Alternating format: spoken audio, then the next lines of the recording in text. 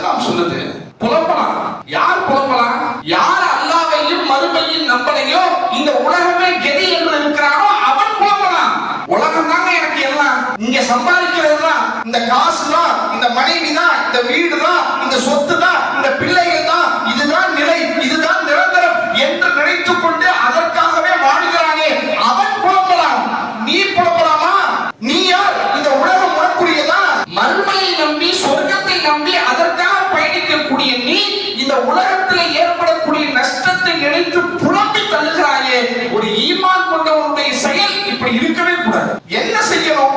ஒரு முடிவு எடுக்கிறோங்க, ஃபெயிலியர் ஆயிடுச்சு, என்ன மனநிலைக்கு வரணும்? அல்லாஹ் தன்னுடைய திருமறையிலே ஈமான் கொண்டவர்களுடைய மனநிலை எப்படி இருக்கும் என்பதை இறைவன் சொல்கிறான். லை யுஸீபனா இல்லா மா கதபல்லாஹு லனா. அல்லாஹ் விதித்ததை தவிர வேறு எதுவும் எங்களுக்கு ஏற்படாது. ஹுவ மௌலானா, அவன் தானே எங்கள் பொறுப்பாளி. நான் யோசிச்சதெல்லாம் சரிதான். நான் யோசிச்சது, நான் ஆய்வு செஞ்சது, நான் ஆலோசனை கேட்டது, கடையை ரெடி பண்ணது, சரக்கு போட்டது எல்லாம் சரிதான். எல்லாத்துக்கும் மேல அல்லாஹ் இருக்கானே.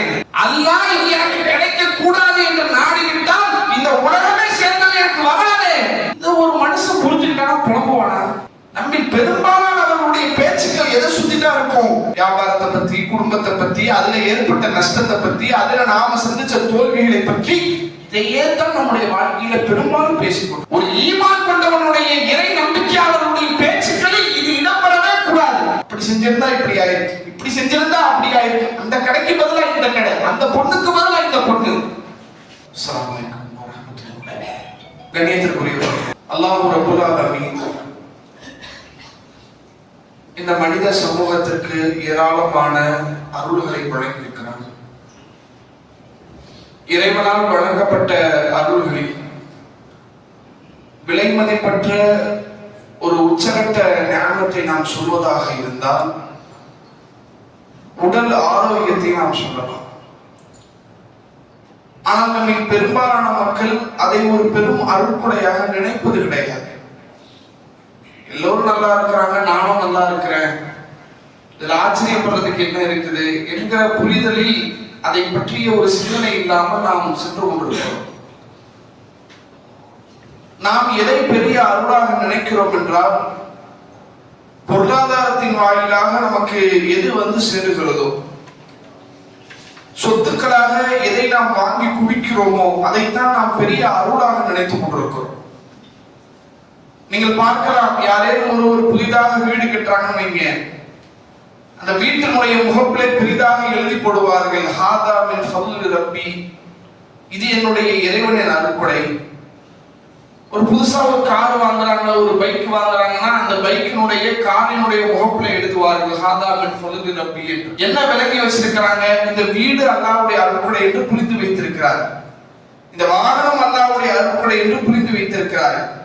அப்ப பொருளாதாரத்தை சார்ந்து, உலகத்தினுடைய நன்மையை சார்ந்து, பணத்தை மையப்படுத்தி நம்மிடத்துல எது வந்து சேருகிறதோ அதைத்தான் பெரிய அருளாக மனிதன் நினைத்துக் கொண்டிருக்கிறான். ஆனால் அப்படி கிடையவே கிடையாது. இறைவன் வழங்கி இருக்கக்கூடிய இந்த உடல் ஆரோக்கியம் என்பது எண்ணிலடங்காத பல கோடிகளுக்கு சமமான ஒரு அருளை அல்லாஹ் நமக்கு தந்திருக்கிறான். நீங்கள் சிந்தித்து பாருங்கள் யதார்த்தத்தை. ஒரு மனிதனுக்கு கோடான கோடிக்கணக்கான சொத்துகள் இருக்கிறது, ஆனால் உடல் ஆரோக்கியம் இல்லை. நினைத்ததை சாப்பிட முடியவில்லை, நினைத்த இடத்திற்கு போக முடியவில்லை, நினைத்த மாதிரி தன்னுடைய வாழ்க்கையை வாழ முடியவில்லை என்றால் அத்தனை கோடிகள் இருந்து என்ன பயன்? அதுவே ஒரு மனிதருக்கு அல்லாஹ் கோடிக்கணக்கான சொத்துக்களை தரவில்லை, நல்ல திடகாத்திரமான உடலை தந்திருக்கிறான், நல்ல ஆரோக்கியத்தை தந்திருக்கிறான். அதை பெற்றிருக்கக்கூடிய மனிதர் அந்த ஆரோக்கியத்தை வைத்து, அந்த திடகாத்திரமான உடலை வைத்து அவர் உழைத்தால், போராடினால், கஷ்டப்பட்டால், அவர் நினைத்தால் இந்த உலகத்திலே கோடிகளை சம்பாதித்து விட முடியும் என்ற சூழலை நம்மால் பார்க்கிறோம். அப்ப உடல் ஆரோக்கியம் என்பது மிக மிக அவசியமான, மனித வாழ்க்கைக்கு மிக தேவையான ஒரு அடிப்படையாக இருக்கிறது. அதே நேரத்தில் இஸ்லாமிய மார்க்கம் இன்னொரு மிக முக்கியமான ஆரோக்கியத்தை சொல்கிறது. அதுதான் உள்ள ஆரோக்கியம். உடல் எப்படி ஆரோக்கியமாக இருக்க வேண்டுமோ அதே போல மனிதனுடைய உள்ளமும் ஆரோக்கியமானதாக இருக்க வேண்டும். அது பாலடைந்து, பழுதடைந்து, தேய்மானம் அடைந்து, அதில் ஏற்படக்கூடிய பாதிப்புகளை கவனிக்காமல் விட்டுவிட்டு ஒரு கட்டத்தில் அந்த உள்ளம் இறந்து விடக்கூடிய ஒரு சூழலை ஏற்படுத்தி விடக்கூடாது. ஒவ்வொருவருடைய உள்ளத்தை கவனித்து அது என்ன செய்து கொண்டிருக்கிறது, அதனுடைய சிந்தனை எப்படி இருக்கிறது என்று உள்ளத்தை அவ்வப்போது சீரமைத்துக் கொண்டே இருக்க வேண்டும். உள்ளத்தை ஆரோக்கியமானதாக நீங்கள் வைத்திருக்க வேண்டும் என்ற அறிவுரையை இஸ்லாம் நமக்கு சொல்கிறது. எந்த அளவுக்கு இந்த மார்க்கம் இந்த உள்ளத்திற்கு முக்கியத்துவம் தருகிறது என்றால், நீங்க நல்லா சிந்திச்சு பாருங்க. திருமறை குர்ஆனிலேயும் நபிகளாருடைய பொன்மொழியிலேயும் இந்த உள்ளம் குறித்து, எண்ணம் குறித்து, சிந்தனை குறித்து சொல்லப்பட்ட செய்திகளை நாம எடுத்து பேசுறோமே ஆனால் ஒரு மாத காலம் பேசக்கூடிய அளவுக்கு அவ்வளவு செய்திகள் இருக்கிறது உள்ளம் தொடர்பாக. உள்ளம்னா என்ன, அது எப்படி வேலை செய்யும், அதுல ஏற்படக்கூடிய எண்ணங்கள் எது மாதிரியான பாதிப்புகளை ஏற்படுத்தும் என்பது போன்று அவ்வளவு செய்திகள் மார்க்கத்துல உள்ளம் தொடர்பாக சொல்லப்பட்டிருக்கிறது. இன்னும் நாம உள்ளம் குறித்து மிக ஆழ்ந்த முத்தாய்ப்பாக ஒரு செய்தியை சொல்வதாக இருந்தால், அல்லாஹ் ரப்பல் ஆலமீன் இந்த திருமறை குர்ஆனை இறக்கி அருளியதற்கு ஏராளமான காரணங்களை இறைவன் தன்னுடைய திருமறையில் சொல்கிறார். இந்த குர்ஆனை ஏன் அருளி இருக்கிறேன், இது எப்படிப்பட்ட வேதம், இதன் மூலம் நீங்கள் எது மாதிரியான பயன்களை எல்லாம் அடையலாம் என்பது குறித்து அல்லாஹ் ரப்பல் ஆலமீன் திருமறையிலே பல இடங்களில் சொல்லி காட்டுகிறான். அதில் ஒரு இடத்திலே இறைவன் பேசுகிறான். யா அய்யுன் நாஸ், மனிதர்களே, கத் ஜாஅத்துக்கும் மௌஇலத்தும் மின் ரப்பிக்கும், உங்கள் இறைவனிடமிருந்து உங்களுக்கான அறிவுரை வந்துவிட்டது. இந்த திருமறை குர்ஆன் என்பது இது ஒரு சடங்குக்கான புஸ்தகம் அல்ல, ஒரு மதத்திற்கு சொந்தமான மத நூல் அல்ல. மனித வாழ்க்கைக்கு தேவையான அனைத்து செய்திகளும் நிறைந்திருக்கக்கூடிய ஒரு வேதம் இது. இந்த வேதத்தில் உங்கள் இறைவனிடமிருந்து உங்களுக்கான அறிவுரை வந்திருக்கிறது. வஷிஃபாஉ லிமா ஃபிஸ் சுதூர், உங்கள் உள்ளங்களில் ஏற்படக்கூடிய நோய்க்கான தீர்வும் இதில் இருக்கிறது. உள்ளத்தை கவனி, அதை சிந்தி, அது எப்படி இருக்கிறது என்று கவனித்துக் கொண்டே இரு. ஒருவேளை அது பாழடைந்து விட்டால், பழுதடைந்து விட்டால், அந்த பழுதை நீக்கக்கூடிய மருந்து இந்த திருமறை குர்ஆனில் இருக்கிறது என்று உள்ளத்தை சீர்படுத்தக்கூடிய வேலையை செய்வதற்காகவும் இந்த திருமறை குர்ஆனை நாம் அருளி இருக்கிறோம் என்று இறைவன் சொல்லி காட்டுகிறார். அப்ப உள்ளம் என்பது மனித வாழ்க்கையில கவனிக்கப்பட வேண்டிய, சரி செய்யப்பட வேண்டிய மிக முக்கியமான ஒரு அம்சம். அதே நேரத்தில் அந்த உள்ளத்தில் ஏற்படக்கூடிய நிகழ்வுகளில் மிக முக்கியமான ஒரு நிகழ்வு என்னன்னு சொன்னா, நிறைய நடக்கும் மனித உள்ளத்துல. நம்ம பேசிக்கிட்டே இருப்போம், நீங்க கவனிச்சுக்கிட்டே இருப்பீங்க. திடீர்னு பார்த்தா நம்முடைய சிந்தனை அப்படியே எங்கேயோ ஓடும். ஒரு வாகனத்தை பத்தி யோசிப்போம், பல இடங்களை பத்தி யோசிப்போம். அப்ப உள்ளத்துல ஏராளமான எண்ணங்கள் வந்து விழுந்தாலும் அந்த உள்ளத்தில் ஏற்படக்கூடிய அதிகப்படியான எண்ணங்கள் எதுவாக இருக்கும் என்றால் இரண்டு. ஒன்று மகிழ்ச்சி, சந்தோஷம். சந்தோஷம் சொல்றாங்க. மகிழ்ச்சி என்பது எங்க கிடைக்கும், எங்க நடக்கும்? உள்ளத்துலதான் மகிழ்ச்சி. உடலுக்கு எந்த மகிழ்ச்சியும் கிடையாது. மனித வாழ்க்கையில ஏற்படக்கூடிய நிம்மதியா இருக்கேங்க, சந்தோஷமா இருக்கிறேன், இதெல்லாம் சொல்றானே, இந்த சந்தோஷம் என்பது, நிம்மதி என்பது எங்க கிடைக்கும்? மனித உள்ளத்தில் ஏற்படக்கூடிய ஒன்று. இன்னொரு விஷயம் என்னன்னு சொன்னா, கவலை ஏற்படும். ஒன்று மகிழ்ச்சி ஏற்படும், இன்னொன்று கவலை ஏற்படும். அந்த கவலையை நீங்க எடுத்து பார்த்தீங்கன்னு சொன்னா, பெரும்பாலும் இரண்டு விஷயங்களுக்கு தான் அதிகமான மனிதர்கள் கவலைப்படுவார்கள். ஒன்று, எதிர்காலத்தில் நடக்க போற விஷயத்தை நினைச்சு கவலைப்படுவாங்க. இப்ப நல்லா தான் இருக்கிறான், இப்ப நல்லா இருக்கிறேன், திடீர்னு ஆக்சிடென்ட் ஆச்சுன்னா, இப்ப வியாபாரம் நல்லா போயிட்டு இருக்குது, திடீர்னு யாராவது வந்து பிரச்சனை பண்ணிட்டாங்கன்னா, இப்படி எதிர்காலத்தை நினைத்து கவலைப்படக்கூடியவர்கள் ஒரு சாரார். ஆனால் பெரும்பாலான மக்கள் எதை நினைத்து கவலைப்படுவார்கள் என்றால், தங்களுடைய வாழ்க்கையிலே எதுவெல்லாம் முடிந்து விட்டதோ, ஒரு விஷயத்தை எதிர்பார்த்து அதற்கான முயற்சிகளை செய்வோம், அதற்கான உழைப்புகளை செய்வோம், அது நல்ல முறையிலே வெற்றி அடைவதற்கான அத்தனை நம்முடைய முயற்சிகளையும் செய்துவிட்டு கடைசியிலே நாம் எதிர்பார்த்த வெற்றி அதில் கிடைக்கவில்லை என்றால், நாம் எதிர்பார்த்த லாபம் நமக்கு கிடைக்கவில்லை என்றால், மனிதன் சோர்ந்து கவலையாகி அதை நினைத்துக் கொண்டே இருக்கக்கூடிய காட்சியை பார்க்கணும். ஒரு வியாபாரத்தை ஆரம்பிக்கணும், ஒரு தொழிலை வைக்கணும், எந்த இடத்துல எந்த தொழில் செய்தால் நம்மளால வெற்றி பெற முடியும் என்று யோசிக்கிறான். அவனுடைய அறிவுக்கு உட்பட்டு, அவனுடைய அனுபவத்துக்கு உட்பட்டு, அவனுடைய நண்பர்களுடைய ஆலோசனைகளை கேட்டு இந்த இடத்துல இந்த கடை வைக்கலாமா, நல்லா ஓடுமா, வியாபாரம் நடக்குமா, இந்த பொருள் இங்க மக்கள் வாங்குவாங்களா என்று பலகட்ட ஆய்வு செய்து ஒரு கடையை கஷ்டப்பட்டு கடனை உடனே வாங்கி திறக்கிறான். திறந்து 1 மாசம் கூட ஆகல, மெட்ரோக்காரன் வந்து பாதை அடைச்சிட்டான். முடிஞ்சு போச்சு, இனிமே நீங்க என்ன பண்ண முடியாது, இங்க கடை திறக்க முடியாது, இதோட 3 வருஷம் ஆகும் நீங்க கடையை திறக்க, பெரிய நோட்டீஸ் வந்து ஓட்டுறோம். உடனே கவலையாயிடுது, போச்சு.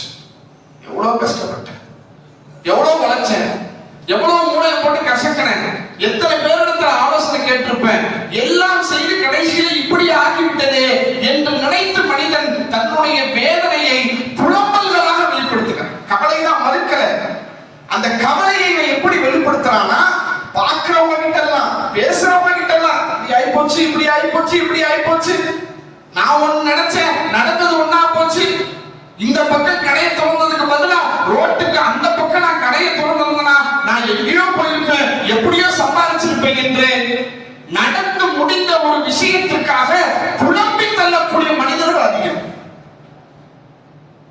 ஒரு பெண்ணை திருமணம் செய்கிற வாழ்க்கையில சில முடிவுகளை எடுப்போங்க, அந்த முடிவு தோல்வியை தரக்கூடிய நேரத்திலே, வலிகளை தரக்கூடிய நேரத்திலே அந்த வலிகளை புலம்பலின் மூலமாக வெளிப்படுத்திக் கொண்டிருக்கிறார். திருமணம் செய்யணும், நமக்கு பல பெண்களை பார்க்கிறாங்க, சொந்தக்காரங்கள பார்க்கிறாங்க, தெரிஞ்சவங்க பார்க்கிறாங்க, வெளியூர்ல பார்க்கிறாங்க. கடைசியில ஒரு பெண்ணை நாம தேர்வு செய்யறோம், திருமணம் செய்யறோம். திருமணம் முடிந்து 2 வருஷம் 3 வருஷத்துல குடும்பத்துல பெரிய பிரச்சனை. ஏண்டா இந்த பொண்ணை கல்யாணம் பண்ணோம் என்று நினைத்து விரக்தி அடையக்கூடிய அளவுக்கு அவ்வளவு பிரச்சனைகளை சந்திக்கிறான் நினைக்கிறான். அப்பவே எங்க அத்தா சொன்னாரு, அப்பவே எங்க அம்மா சொன்னாங்க, சொந்தக்கார பொண்ணு இருக்குப்பா, அதை கல்யாணம் பண்ணுப்பா. நான் தான் கேட்கல, கடைசியில் இப்படி ஆயிப்போச்சு. புலம்புற வாழ்க்கையில் நாம் எடுக்கக்கூடிய சில முடிவுகள் அது தவறாக போகக்கூடிய பட்சத்தில் அந்த தவறை நினைத்து, அந்த பிழையை நினைத்து, அந்த கவலையை நினைத்து புலம்பி தள்ளக்கூடியவர்களாக முஸ்லிம்களில் பெரும்பாலான நபர்கள் இருக்கிறார்கள். உண்மையா இல்லை? இஸ்லாம் சொல்லுது புலம்பலாம். யார் புலம்பலாம்? யார் அல்லாஹ்வையும் மறுமையும் நம்பலையோ, இந்த உலகமே கெதி என்று இருக்கிறானோ அவன் புலம்பலாம். உலகம் தாங்க எனக்கு எல்லாம், இங்க சம்பாதிக்கிறது தான், இந்த காசு தான், இந்த மனைவி தான், இந்த வீடு தான், இந்த சொத்து தான், இந்த பிள்ளைகள் தான், இதுதான் நிலை, இதுதான் நிரந்தரம் என்று நினைத்துக் கொண்டு அதற்காகவே வாழ்கிறானே அவன் புலம்பலாம். நீ புலம்பலாமா? நீ யார்? இந்த உலகம் உனக்குரியதா? மறுமையை நம்பி, சொர்க்கத்தை நம்பி அதற்காக பயணிக்கக்கூடிய நீ இந்த உலகத்தில் ஏற்படக்கூடிய நஷ்டத்தை நினைத்து புலம்பி தள்ளுகிறாயே. ஒரு ஈமான் கொண்டவனுடைய செயல் இப்படி இருக்கவே கூடாது. என்ன செய்யணும்? ஒரு முடிவெடுக்கிறோங்க, ஃபெயிலியர் ஆயிடுச்சு, என்ன மனநிலைக்கு வரணும்? அல்லாஹ் தன்னுடைய திருமறையிலே ஈமான் கொண்டவர்களுடைய மனநிலை எப்படி இருக்கும் என்பதை இறைவன் சொல்கிறான். லை யுஸீபனா இல்லா மா கதபல்லாஹு லனா. அல்லாஹ் விதித்ததை தவிர வேறு எதுவும் எங்களுக்கு ஏற்படாது. ஹுவ மௌலானா, அவன் தானே எங்கள் பொறுப்பாளி. நான் யோசிச்சதெல்லாம் சரிதான், நான் யோசிச்சது, நான் ஆய்வு செஞ்சது, நான் ஆலோசனை கேட்டது, கடையை ரெடி பண்ணது, சரக்கு போட்டது எல்லாம் சரிதான். எல்லாத்துக்கும் மேல அல்லாஹ் இருக்கானே. அல்லாஹ் இது எனக்கு கிடைக்க கூடாது என்று நாடிவிட்டால் இந்த உலகமே சேர்ந்தது எனக்கு வராது. இதை ஒரு மனுஷன் புரிஞ்சுக்கிட்டானா புலம்புவானா? நம்ம பெரும்பாலானவர்களுடைய பேச்சுக்கள் எதை சுத்திதான் இருக்கும்? வியாபாரத்தை பத்தி, குடும்பத்தை பத்தி, அதுல ஏற்பட்ட நஷ்டத்தை பத்தி, அதுல நாம சந்திச்ச தோல்விகளை பற்றி, இதையே தான் நம்முடைய வாழ்க்கையில பெரும்பாலும் பேசிக்கொண்டிருக்கோம். ஒரு ஈமான் கொண்டவனுடைய இறை நம்பிக்கையாளருடைய பேச்சுக்களில் இது இடம்பெறவே கூடாது. அப்படி செஞ்சிருந்தா இப்படி ஆயிருக்கு, இப்படி செஞ்சிருந்தா அப்படி ஆயிருக்கு, அந்த கடைக்கு பதிலா இந்த கடை, அந்த பொண்ணுக்கு பதிலா இந்த பொண்ணு. நடந்தது அனைத்தும் இறைவனால் விதிக்கப்பட்டது, முடிக்கப்பட்டது, முடிவாக்கப்பட்டது. இதில் உன்னுடைய அறிவோ, சிந்தனையோ, அனுபவமோ எதுவும் பயனளிக்காது. அல்லாஹ் விதிச்சது நடந்துருச்சு, அவ்வளவுதான். இந்த யதார்த்தத்தை இஸ்லாம் நமக்கு சொல்லித்தது. எப்படி? நபிகள் நாயகம் ஸல்லல்லாஹு அலைஹி வஸல்லம் அவர்கள் இந்த விஷயத்தை மையப்படுத்தி புலம்புறாங்க. இப்படி புலம்பாத என்று இஸ்லாம் பேசுகிறது. அல்லாஹ்வுடைய தூதர் அவங்க சொல்றாங்க, அல் முஃமினு கவியும் ஹைரு வ அஹப்பு இலல்லாஹி மினல் முஃமினில் லஈஃப். ஒரு பலமான இறை நம்பிக்கையாளர் பலவீனமான இறை நம்பிக்கையாளரை விட இறைவனுக்கு மிக விருப்பத்திற்குரியவராக இருக்கிறார். அப்படின்னா என்ன? பலமான இறை நம்பிக்கையாளர்னா யாரு? நல்ல ஜிம்முக்கு போய் உடம்பெல்லாம் ஏத்தி பார்க்க 6 அடியில ஆஜானு பாகுவா இருக்காரு, அவரா? அவரை பத்தி பேச. எதை பத்தி பேசுது? பலமான நம்பிக்கை யார் இருக்கிறாரோ, அல்லாஹ்வுடைய நாட்டத்தை தாண்டி நான் என்ன செய்தாலும் இறைவன் ஒருவன் இருக்கிறான் என்பதை யார் உறுதியாக நம்பிக்கை கொண்டிருக்கிறாரோ அந்த பலமான இறை நம்பிக்கையாளர் பலவீனமானவனை விட அல்லாஹ்வுக்கு மிக விருப்பத்திற்குரியவர். பலமான இறை நம்பிக்கையாளருடைய வாழ்க்கையிலே ஒரு தோல்வி ஏற்பட்டால், கஷ்டம் ஏற்பட்டால் என்ன சொல்லுவார்? குல்ல யுஸீபனா இல்லா மா கதபல்லாஹு லனா. அல்லாஹ் விதித்ததை தவிர வேறு எதுவும் எங்களுக்கு ஏற்படாது என்று சொல்லிவிட்டு அவர் போய்விடுவார். இந்த புலம்பிக் கொண்டிருக்கிறானே இவன் யார்? பலகீனமான ஈமான் கூட்டம். அப்படி செஞ்சிருந்தா இப்படியா இருக்கும், இப்படி செஞ்சிருந்தா அப்படியா இருக்கும் என்று பேசிய வாழ்க்கையை கழிக்கிறானே இவன் ஆக பலவீனமான ஈமான் கொண்டவன் என்று நபிகளார் சொல்கிறார். சொல்லிவிட்டு அடுத்து அல்லாஹ்வுடைய தூதர் அவர்கள் பேசுகிறார்கள், ஃபி குல்லி கைரும் யஹ்ரிஸ் அலா மா யன்ஃபவுக். உன்னுடைய வாழ்க்கையில் எதுவெல்லாம் உனக்கு நன்மை தரும் என்று நினைக்கிறாயோ அந்த காரியங்களில் நல்ல முறையில் முயற்சி செய். சும்மா ஏனாதான் இறங்காத. ஒரு விஷயத்துல இறங்குறியா, முழுசா இறங்கிரு. 100% உன்னுடைய முழு உழைப்பை அதுல காட்டு. வியாபாரமா இருந்தாலும் சரி, குடும்பமாக இருந்தாலும் சரி, வேறு எந்த ஒரு காரியமாக இருந்தாலும் இதுல இறங்குறோம் என்று முடிவு பண்ணிட்டியா 100% உன்னுடைய முழு ஒத்துழைப்பு நீ அதை தந்துடும். வஸ்தஈன் பில்லாஹ், உன்னுடைய உழைப்பு இருக்கணும், அல்லாஹ்வுடைய உதவி இருக்கணும். அல்லாஹ்விடத்துல உதவிக்கு கேட்டுவிட்ட ரசூலுல்லாஹ் சொல்றாங்க, வஇன் அஸாபக ஷைஉ, ஒருவேளை நீ எடுத்த காரியத்துல உனக்கு ஏதேனும் பாதிப்பு ஏற்படுமையானா, நீ நல்லது நினைச்சுதான்ப்பா செஞ்ச. நான் கேட்கிறேன், உலகத்துல யாரேனும் ஒருவர் ஒரு கடையை திறக்கும் போதே இந்த கடை நாசமா போகணும், உருப்படாம போகணும், இதுல நஷ்டம் தான் ஆகணும், உலகத்துல யாராவது கடை திறப்பாங்களா? ஒரு திருமணம் செய்யறோம், ஒரு பெண்ணை தேர்வு செய்யறோம், இந்த பெண்ணை கல்யாணம் முடிச்சு என் வாழ்க்கை குட்டிச்சவரா போகணும் உலகத்துல யாராவது நினைப்பாங்களா? எல்லாம் நல்லது நினைச்சுதான் ஆரம்பிக்கிறாங்க. ஆனா முடியும் போது அது நஷ்டத்துல, வேதனையில, கவலையில முடியுது.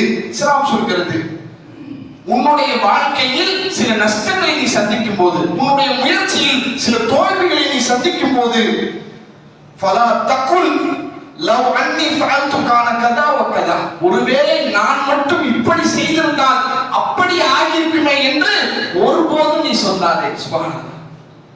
அப்படியே ரசூலுல்லாஹ் சொல்றாங்க. நம்ம பேசுறோம்லங்க, இந்த பக்கம் வந்ததுக்கு பதிலா அந்த பக்கம் வச்சிருந்தா எங்கேயோ போயிருப்பேன், அப்படி பேசாத. இப்படி நீ பேசுவது எங்கே கொண்டு போய் உன்னை விடும் தெரியுமா? இது ஷைத்தானுடைய பேச்சுக்களில் உள்ளது. ஷைத்தான் என்ன செய்யுமா? அல்லாஹ்வை நம்புறதெல்லாம் ரெண்டாவது, உன் அறிவை நம்பு, உன் திறமையை நம்பு, உன் அனுபவத்தை நம்பு, இப்படி ஷைத்தான் சொல்லுவான். அது சரியல்ல. ஒரு மூமினுடைய வாழ்க்கை பயணத்தில் தோல்விகள் ஏற்படும் போது அந்த தோல்விகளை அவன் எப்படி அணுக வேண்டும்? ஏதோ நடந்துருச்சு, அல்லாஹ்வுடைய நாட்டம், இதுக்கு மேல நம்மளால ஒண்ணும் முடியாது.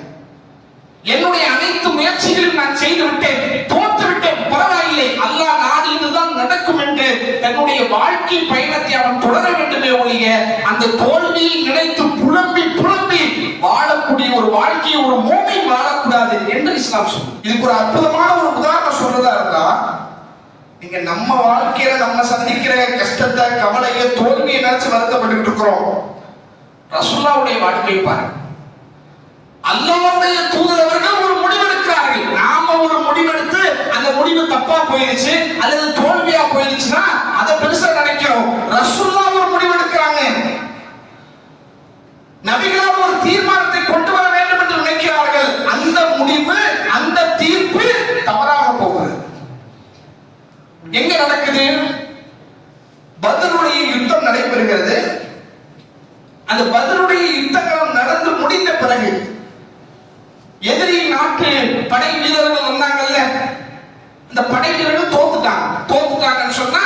வீரர்களை எல்லாம் கைதிகளாக பிடிச்சிட்டு வந்துருவாங்க. கிட்டத்தட்ட அடிமை லெவல்ல அவங்க இருப்பாங்க, கைதிகளை பிடிச்சிட்டு வராங்க. இப்ப ரசூலுல்லாஹ்வுக்கு இந்த கைதிகளை என்ன செய்யறதுன்னு தெரியல. ஏன்னா ஃபர்ஸ்ட் போர்க்களம், இதுக்கு முன்னாடி போரே சந்திச்சது இல்ல. இப்போது முதல் தடவையாக போர்க்களத்தை சந்திக்கிறார்கள். எதிரிகளை ஜெயித்து விட்டார்கள். அந்த வீரர்களை கைதிகளாக பிடித்து விட்டார்கள். இந்த கைதிகளை என்ன செய்வது, என்ன செய்யலாம் என்பது தெரியல ரசூலுல்லாஹ். ரசூலுல்லாஹ் என்ன பண்றாங்க, அபூபக்கர் சித்திக் ரலியல்லாஹு அன்ஹு அவரிடத்துல ஆலோசனை கேட்க என்ன பண்ணலாம், இவங்களை என்ன செய்யறது, ஏதாவது காசு பொருளாதாரம் ஃபிதியா மாதிரி வாங்கிக்கிட்டு அவர்களை விட்டு விடலாமா அல்லது இவர்களை என்ன செய்யலாம் என்று அபூபக்கர் சித்திக் ரலியல்லாஹு அன்ஹு அவரிடத்துல ஆலோசனை கேட்கிறாங்க. அப்ப அபூபக்கர் சித்திக் ரலியல்லாஹு அன்ஹு சொல்றாங்க, அல்லாஹ்வுடைய தூதரே, இவர்கள் எல்லாம் யார்? இந்த பத்ருடைய களத்துல எதிரிகளாக பிடிக்கப்பட்டு இங்கே வந்து நிற்கிறார்களே, இவர்கள் எல்லாம் யார்? நம்முடைய தாயின் சகோதரர்கள் இல்லையா? எல்லாம் நம்ம சொந்தக்காரங்க. பாருங்க, நீங்க எல்லாம் நம்ம சச்சா பையன், பெரிய அப்பா பையன், எல்லாம் நம்ம சொந்தக்காரங்க, ரத்த சொந்தமா இருக்கிறாங்க. இவர்களை நீங்க என்ன செய்ய போறீங்க? தண்டிக்க போறீங்களா? இவர்களை கொல்ல போறீங்களா?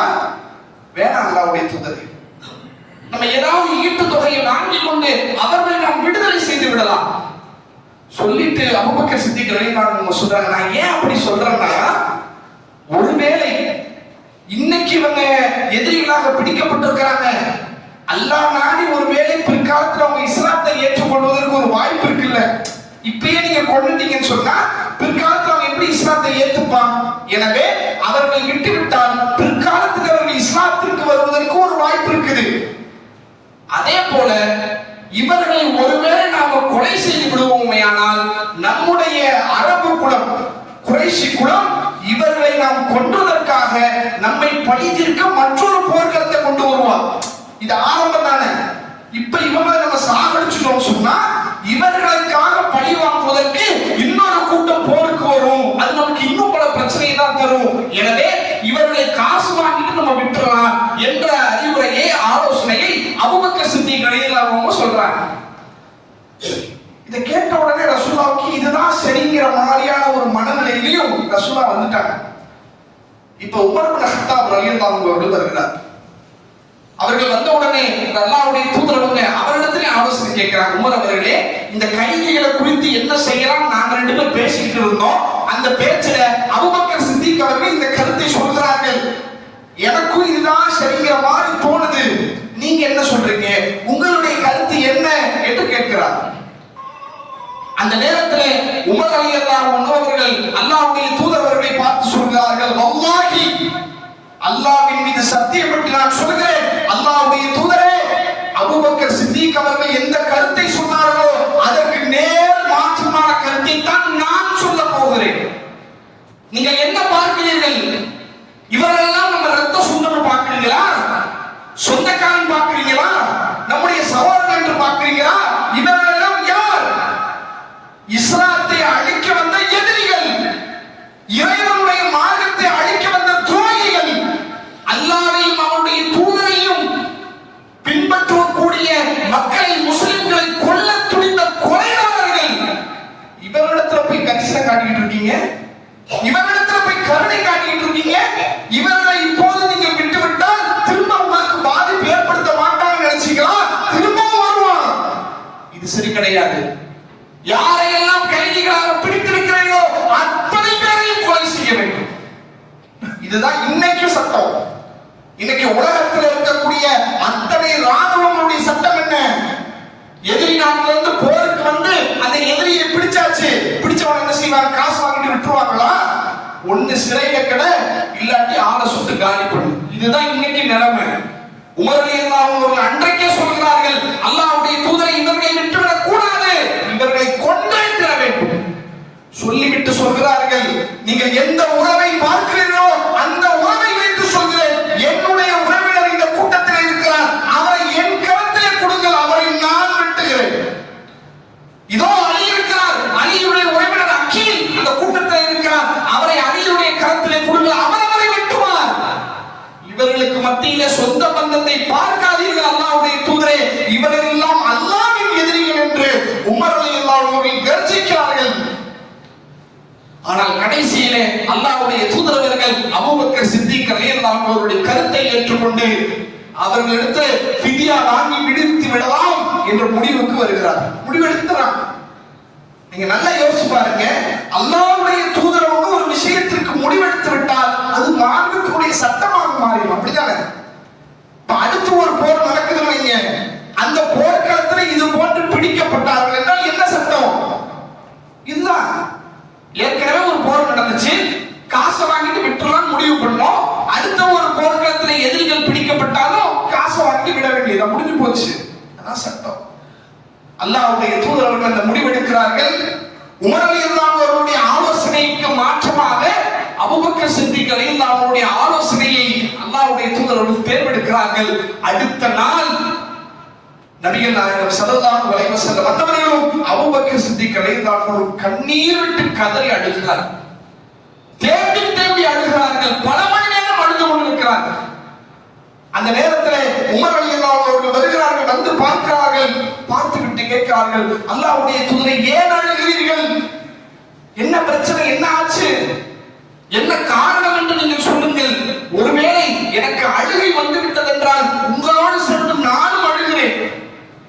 ஒருவேளை எனக்கு அழுகை வரவில்லை என்றால் நீங்க அழுகுற வரைக்கும் உங்க பக்கத்திலேயாவது நான் நிற்பேன். என்ன காரணம் தயவு செய்து சொல்லுங்க அல்லாஹ்வுடைய தூதரை என்று கேட்கிறார்கள்.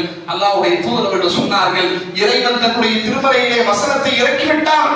மாகான நபி ஐயகுலஹு அஸ்ரா அத்தா யுஸ்ரிக ஃபில் அர்ல். எந்த ஒரு நபியாக இருந்தாலும் இந்த பூமியிலே எதிரிகளை பிடித்த பிறகு அவர்கள் உயிரோடு விட்டு விடுவதற்கு எந்த நபிக்கும் அனுமதி கிடையாது. அவர்கள் கழுவேற்றப்பட வேண்டியவர்கள், கடையெடுக்கப்பட வேண்டியவர்கள். அவர்களுக்கான மரண தண்டனை கண்டிப்பாக நீங்கள் விதித்தே தீர வேண்டும். துரிதுன அர்ல துன்யா, இந்த உலகத்துடைய லாபத்தை, இந்த உலகத்துடைய நன்மையை நீங்கள் நாடுகிறீர்களோ, வல்லாஹு யுரீதுல் ஆখিরা, ஆனால் அல்லாஹ் மறுமையினுடைய லாபத்தை தான் நாடுகிறான். வல்லாஹு அஸீஸுல் ஹகீம், அல்லாஹ் தான் மிகைத்தவனாகவும் ஞானமிக்கவனாகவும் இருக்கிறான் என்ற வசனத்தை சொல்லி இறைவன் என்னுடைய கருத்து தவறு, என்னுடைய முடிவு தவறு, என்னுடைய தீர்ப்பு தவறு என்று அல்லாஹ் வசனத்தை இறக்கி வைத்து விட்டான். அதை நினைத்துதான் நான் அழுது கொண்டு இருக்கிறேன் என்று அல்லாஹ்வுடைய தூதர் அவர்கள் சொன்னார். இதுல என்னங்க படிப்பினை? நான் எடுத்த முடிவெல்லாம் விடுங்க, அது குப்பைக்கு சமம். உயிருக்கு மேலாக நான் நேசிக்கக்கூடிய என்னுடைய தூதர் ஒரு முடிவெடுக்கிறாங்க, அந்த முடிவு தப்பாயிருச்சு. என்ன பண்ணாங்க சொல்லுவாங்க? அவ்வளவுதான், நான் எடுத்த முடிவெல்லாம் தப்பா போச்சு, இனிமே உங்களை வழிநடத்தக்கூடிய அதிகாரம் எனக்கு இல்ல, அந்த தகுதியை நான் இழந்துட்டேன், இனிமே போர்க்களத்துக்கு வரமாட்டேன், எதிரிகளை சந்திக்க மாட்டேன், நீங்களே எல்லாத்தையும் பார்த்துக்குங்க என்று விட்டுட்டு போனாங்களா? என்ன செய்யறாங்க? ஒரு முடிவெடுத்தோம், தப்பாயிருச்சு, அல்லாஹ் நானே அதை மாத்திட்டா, ஓகே, அடுத்து என்ன செய்யணும்? நகர்ந்தாங்களா இல்லையா? இந்த வாழ்வியல் பாடத்தை நபிகளாருடைய வாழ்க்கை நமக்கு சொல்லித்தரு. அதே நேரத்தில் ஒவ்வொரு முஸ்லிமும் தெளிவாக புரிந்து கொள்ள வேண்டிய விஷயம், ஒரு காரியத்திலே, ஒரு விஷயத்திலே நாம் தோல்வியை சந்திக்கிறோம் என்றால் தற்போது பார்க்கும் போது அது நமக்கு தோல்வியாக தெரியலாம். ஆனால் அல்லாஹ் ரப்பல் ஆலமீன் தன்னுடைய திருமறையிலே சொல்லி காட்டுகிறான், வஸா அன் தக்ரஹு ஷையன் வஹுவ கைருல் லக்கும் வஸா அன் துஹிப்பு ஷையன் வஹுவ ஷர்ருல் லக்கும். நீங்கள் ஒன்றை வெறுக்கக்கூடும், ஆனால் அதில் அல்லாஹ் உங்களுக்கு ஒரு நன்மையை வைத்திருப்பான். நீங்கள் ஒன்றை விரும்பக்கூடும், ஆனால் அல்லாஹ் அதிலே உங்களுக்கு தீமையை வைத்திருப்பான். வல்லாஹு யஅலம் வ அன்தும் லா தஅலமூன். அல்லாஹ் தான் நன்கறிந்தவன், உங்களுக்கு அதை பற்றிய ஞானம் கிடையாது. வெளிப்படையில நீங்க நடப்பீங்க, இப்படி நடந்தா நல்லா இருக்குமே, அப்படி நடந்தா நல்லா இருக்குமே, அப்படி அல்ல. அது நடந்தால் அதுல எவ்வளவு பாதிப்பு ஏற்படும் என்று இறைவனுக்கு தெரியும். அதையெல்லாம் அறிந்த இறைவன் தான், இது உனக்கு வேணாம், இது உனக்கு சரி வராது, நான் இதை விட சிறந்ததை வச்சிருக்கிறேன். எத்தனையோ செல்வந்தர்களை பார்க்கிறோம், பெரும் பெரும் கோடீஸ்வரர்களை பார்க்கிறோம், அவர்கள் அளிக்கக்கூடிய பேட்டிகளை பார்க்கிறோம். சொல்கிறார்கள், ரொம்ப படிப்பு கம்மியா படிச்சிருப்பாரு, 3ஆம் கிளாஸ், 4ஆம் கிளாஸ், 5ஆம் கிளாஸ், 10ஆம் கிளாஸ், அப்படி படித்த நபர் இன்றைக்கு தொழில்களில் மிகப்பெரிய முதலாளியாக மாறி பல கோடிகளை சம்பாதிக்கக்கூடிய நபர்களை பேட்டி எடுக்கிறார்கள். நீங்க 3ஆம் கிளாஸ் படிச்சதா சொல்றீங்க, 8ஆம் கிளாஸ் படிச்சதா சொல்றீங்க, இத்தனை கோடிக்கு நீங்க அதிபதியா இருக்கீங்களே, ஒருவேளை நீங்கள் பெரிய பெரிய படிப்பு படிச்சிருந்தா, பெரிய பெரிய டிகிரிகளை வாங்கியிருந்தா நீங்க இதை விட பெரிய கோடீஸ்வரரா ஆயிருப்பீங்க தானே என்று நிருபர் கேட்கிறார். அதை அதுக்கு அவர் சொல்றாரு, அது மட்டும் நடந்திருக்காதுங்க. நீங்க நினைக்கிற மாதிரி நான் பெரிய பெரிய படிப்பு படிச்சிருந்தேன்னு வைங்க, உங்களை மாதிரி நான் இன்னொரு கம்பெனியில வேலை தான் செஞ்சிருப்பேன் ஒழிய இது மாதிரி பணக்காரனா மாறி இருக்க மாட்டேன். நான் படிக்காம இருந்ததுனால இது மாதிரி ஒரு சூழல் எனக்கு ஏற்பட்டு விட்டது என்று சொல்லக்கூடிய காட்சியை பார்க்கிறோம். அப்படின்னா என்ன? இது நடந்துருச்சு, ஒரு தோல்விதான். இத்தோடு என்னுடைய வாழ்க்கை முடிந்ததா? கிடையாது. புலம்பி தவிக்க வேண்டிய அவசியம் கிடையாது. இறைவனை புரிந்து கொண்டால் இந்த புலம்பலில் இருந்து விலகி சரியான முறையிலே நம்முடைய வாழ்க்கை பயணத்தை அமைக்க முடியும். எல்லாம் உள்ள இறைவன் இப்படிப்பட்ட புரிதலோடு பயணிக்கக்கூடிய சூழலை நமக்கு தர வேண்டும் என்று சொல்லி இஸ்லாம் மற்றும் சமுதாய செய்திகளை அறிந்து கொள்ள தமிழ்நாடு தௌஹீத் ஜமாஅத் யூடியூப் பக்கத்தை உடனடியாக சப்ஸ்கிரைப் செய்து கொள்ளுங்கள். மேலும் பெல் பட்டனையும் கிளிக் செய்து கொள்ளுங்கள்.